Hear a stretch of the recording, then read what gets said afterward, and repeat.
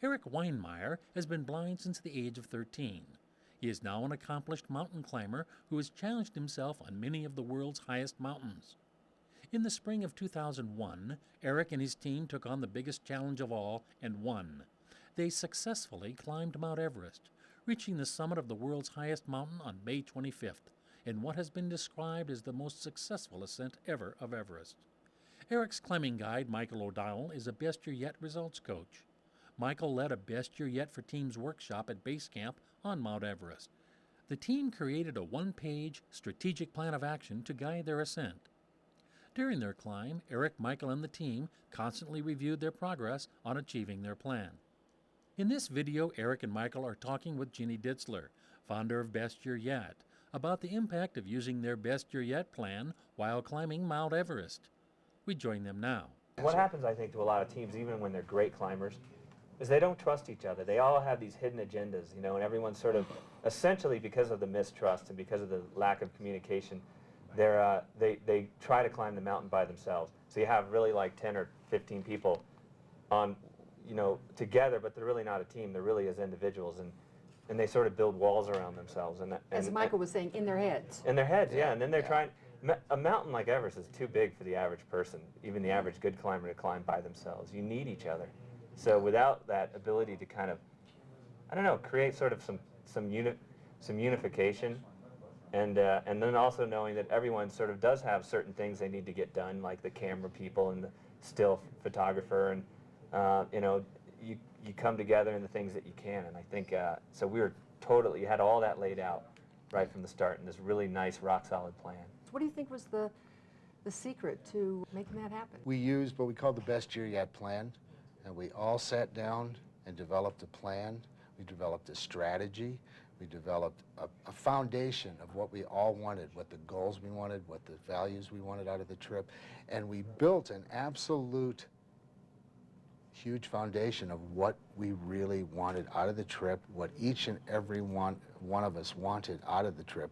We were able to put out onto the table and listen to each other and basically formulate a plan. I mean, if you have a strong team, that's great, but you also have a lot of difference in opinions, and you need to bring together the team with a strong plan and a strong sense of direction that only a good plan can give. And by using the Best Year Yet plan, I think that helped. It definitely helped us get up the mountain. What was it like in the tent doing a Best Year Yet? Was everybody into it right to begin with, or were they a little bored with it? Or They weren't bored with it, but they were sort of they were hesitant at first because nobody really understood what it was. But I think when Mike kind of brought us together and said, "Hey, this is going to be really valuable to us," and explained why, everyone kind of went through it, and then everyone obviously afterwards could see that, hey, this was a huge foundation for us.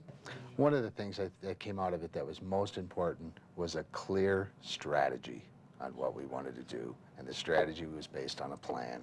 The plan was based on all the goals and all the things people wanted, and it was so simple that people could see it. They went, "Wow, this is great." And so it went over great. Yeah, it's very simple, clear, concise, and it develops everything you need for success. It's wonderful.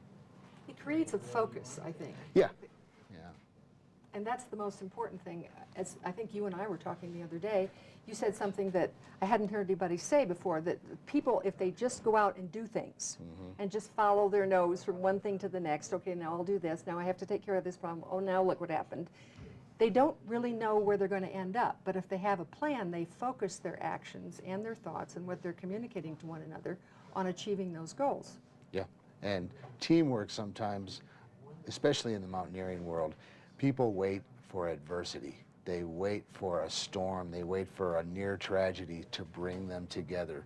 We had one up on that situation by coming together in base camp. We didn't wait for something bad to happen to bring us together. So you got strong and then went into adversity. Yeah. We didn't really have so much of a plan on Amida Blam, unfortunately. We just kind of were a little bit helter-skelter. We ran out of fuel at 20,000 feet and didn't have enough rope, and we're counting on certain things that didn't happen, and there was storms that we basically had to get off the mountain. We had a disaster where someone fell about 150 feet and had to be helicoptered off the mountain.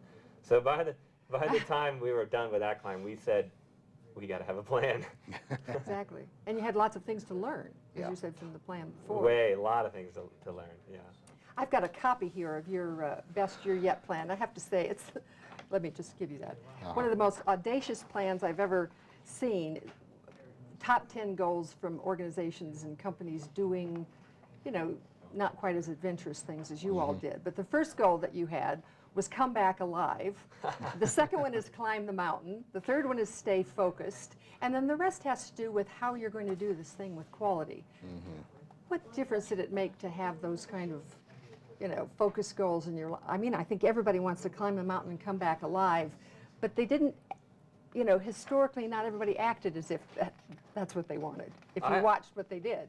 Things sometimes are so simple, but they're not. I mean, and I think knowing what our priorities were, and knowing what we wanted as a team.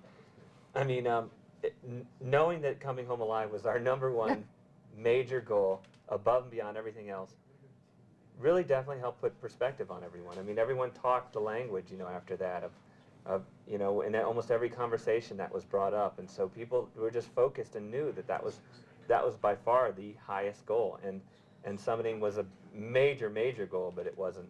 So everybody's goal was for everybody to come back alive. Yes. Not, I've got to get myself up there and down, but I'm also responsible for everybody getting up And if you don't state something like that, then you're just kind of go around with these sort of hidden agendas, and you're never really sure where people are. You know, it's great to get it all out on the table.